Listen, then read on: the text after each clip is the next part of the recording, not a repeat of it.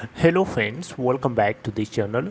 दोस्तों, इस वीडियो में वोडाफोन आइडिया के लिए हम लोग बातचीत करेंगे, लेकिन उससे पहले आप लोगों से रिक्वेस्ट करना चाहूँगा, अगर आप चैनल को फर्स्ट टाइम देख रहे हैं फाइनेंस मार्केट को सब्सक्राइब करके बेल आइकन को हिट कर लीजिए और डीमेट या ट्रेडिंग अकाउंट के लिए डिस्क्रिप्शन बॉक्स में लिंक दिया गया है।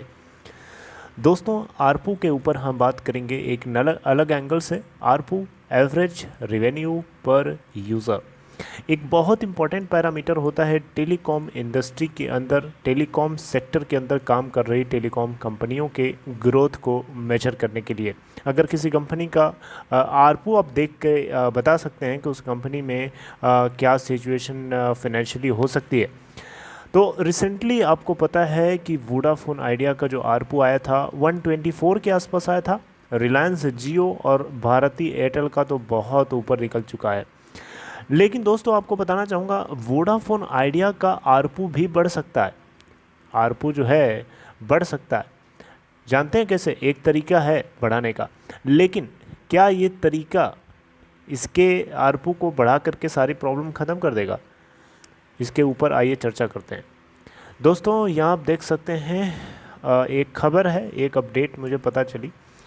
दोस्तों देखिए, वोडाफोन आइडिया बिल्कुल उसी रूट को फॉलो कर सकता है जो रिलायंस जियो ने किया था।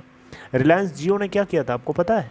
रिलायंस जियो ने पिछले कुछ क्वार्टर से आप देख रहे होंगे, सुन रहे होंगे, मैंने आपको बताया भी है कि उस सब्सक्राइबर्स काफ़ी लूज़ कर रहा है। तो रिलायंस जियो ने क्या किया था कि ऐसे कस्टमर्स जो पेइंग कस्टमर्स नहीं थे, जो नेटवर्क से कनेक्टेड तो थे लेकिन वो रिचार्जेस नहीं कराते थे, ऐसे कस्टमर्स को रिलायंस जियो ने अपने नेटवर्क से सफाया किया है, उनको हटा दिया है।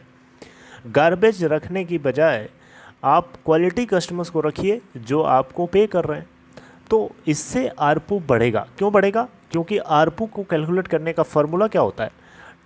बताइए, क्या फॉर्मूला होता है? टोटल अमाउंट अर्नड, ठीक है, अपॉन नंबर ऑफ सब्सक्राइबर्स।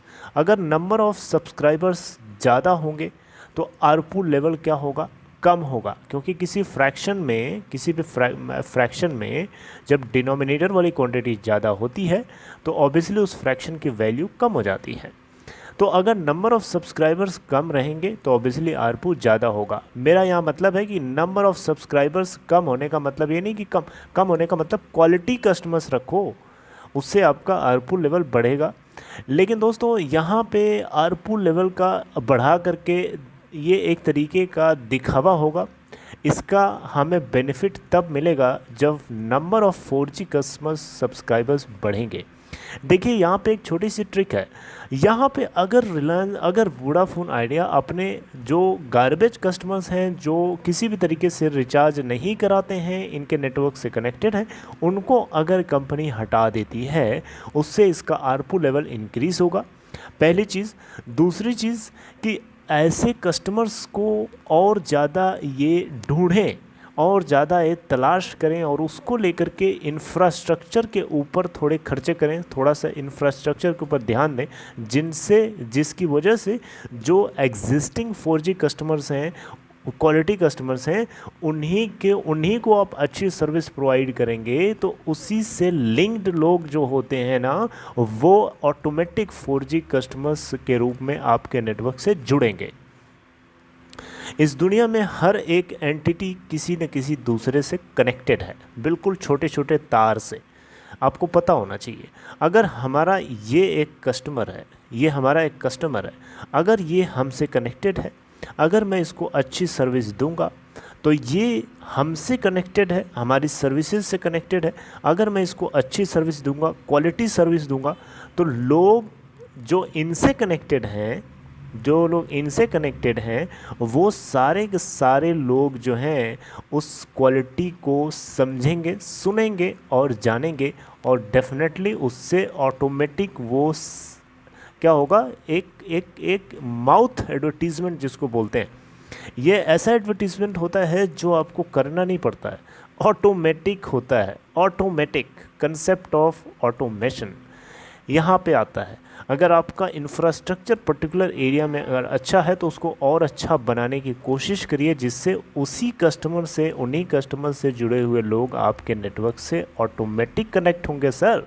आप बस सोचने का नज़रिया बदलो, सोचने का नज़रिया बदलो, बस इसी चीज़ के ऊपर सब कुछ है, यही टिका हुआ है, यही ट्रिक है, यहीं से सब कुछ गेम बदल सकता है। इन्वेस्टर्स जो बाहर से आने वाले हैं, प्राइवेट इक्विटी इन्वेस्टर्स, वो दौड़े भागे आएंगे, क्योंकि उनको भी लगेगा कि हाँ यार, कंपनी के अंदर जो अभी एग्जिस्टिंग सब्सक्राइबर्स हैं वो क्वालिटी सब्सक्राइबर्स हैं, अगर उनको ये बेटर सर्विस अगर और इन्वेस्टमेंट करके दे सकते हैं तो डेफिनेटली ऐसे कस्टमर्स ऑटोमेटिक बढ़ेंगे और लोगों का विश्वास आएगा, लोगों का कंपनी में वापस विश्वास जागेगा। अभी विश्वास जो है, ट्रस्ट जो है, लूज़ हो चुका है। क्यों लूज़ हो चुका है? क्योंकि लोगों के दिमाग में एक परसेप्शन चलने लगा था कुछ दिन पहले, कुछ क्वार्टर्स पहले, कि Vodafone Idea will die, it will not survive, but now things had changed. अब सिचुएशन एब्सोल्युटली बदल चुकी है। बस एक चीज़ का इंतज़ार है, सरकार की तरफ से इक्विटी स्टेक जो ले रही है सरकार, उसमें थोड़ा डिले हो रहा है। जैसे ही ये प्रोसेस कंप्लीट हो जाता है, इन्वेस्टर्स आ सकते हैं, इन्वेस्टर्स को एक एश्योरेंस चाहिए, and this is last box to be checked, ऐसा ये टक्कर ने कहा था, रविंद्र टक्कर, जो कि इस कंपनी के सीईओ हैं। तो दोस्तों, बहरहाल ये बातें जो है आपको इसमें मिल जाएंगी, इस आर्टिकल के अंदर सारी चीज़ें मेंशन्ड हैं, और वही मैंने आपसे डिस्कस किया। 20,000 करोड़ रुपए का इन्वेस्टमेंट आता है तो डेफिनेटली वही कंपनी करेगी जो मैं आपसे अभी डिस्कस कर रहा हूँ। बाकी गार्बेज क्वालिटी कस्टमर्स की जगह गार्बेज कस्टमर रखने का कोई फ़ायदा नहीं है। नंबर ऑफ़ सब्सक्राइबर्स दिखेंगे ज़्यादा, लेकिन उसका इम्पैक्ट तो आपके रिवेन्यू के ऊपर नहीं पड़ रहा है ना। मेन चीज़ क्या है? मेन चीज़ है आपके रिवेन्यू के ऊपर इम्पैक्ट पड़ना चाहिए, पॉजिटिव इम्पैक्ट पड़ना चाहिए, अदरवाइज़ आपके उन सब्सक्राइबर्स का कोई मतलब नहीं है, फालतू में आपके नंबर्स इंगेज्ड हैं उनसे।